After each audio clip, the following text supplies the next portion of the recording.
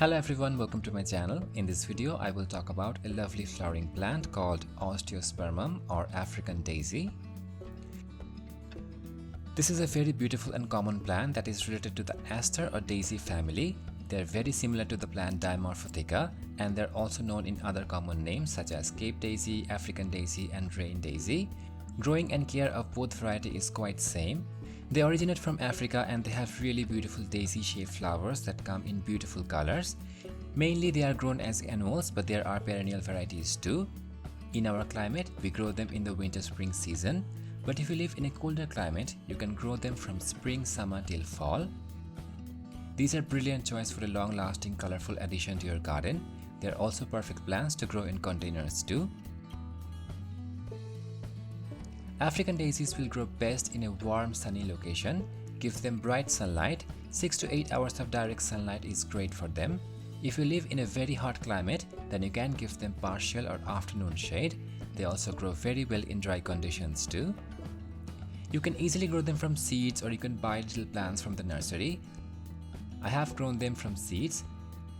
Just take your seeds and sow them around 1 inch deep. Keep them warm and moist. They will germinate within a week. You can directly sow them in the final location, or you can repot them later.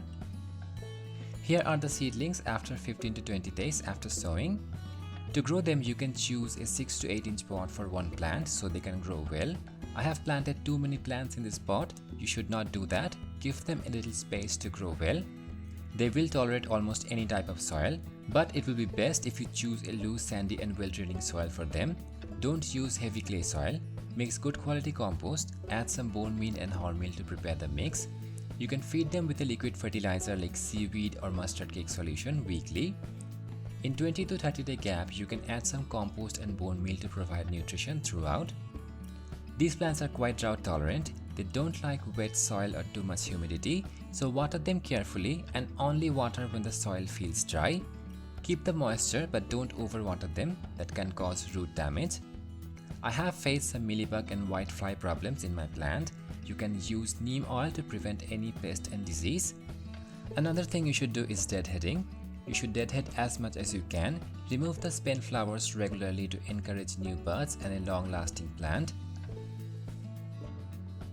African daisies are really beautiful plants. They just brighten up your garden with their blooms.